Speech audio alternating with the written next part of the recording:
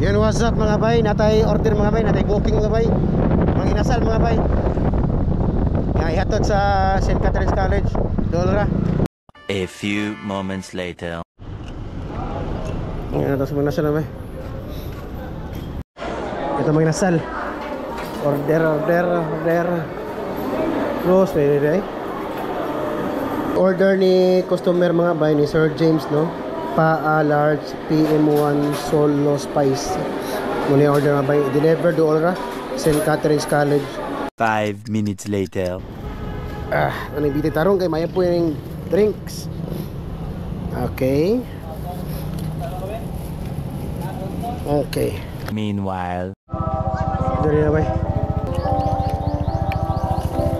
Okay, ano to sa area nga bay? Ato ni Juan. Ato.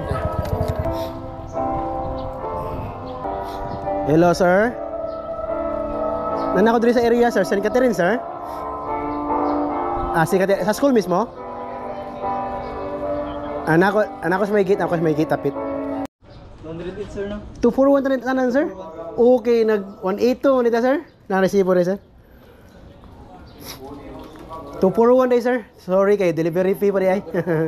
Na-realize na ko nga na-change man itag order. Wala ra mo piso sir. Ay okay na. Ako man nakoy atagan mo.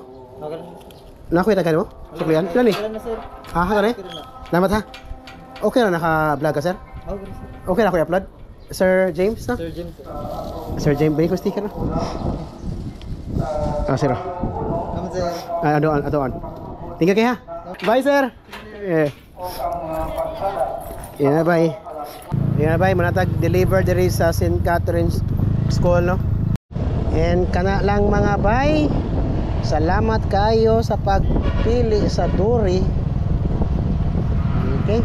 Sa mga wala pakibaw nga nay Dory ang karkar, no? Kung nay Grab ang Cebu, nay Foodpanda ang Cebu, kita diri sa karkar natay Dory. So sa mga nag-crave diha og mga McDo, nag-crave og Jollibee, nag-crave og mang inasal o unsa pa diha nga ipapalit ninyo, mamerkado, maasa pa na ma-food, ma-item, use Dory mga bay. Gamita ang Dory, download lang sa kuno na, mugna agi naraman na sa kuno sa Play Store, Dory Delivery.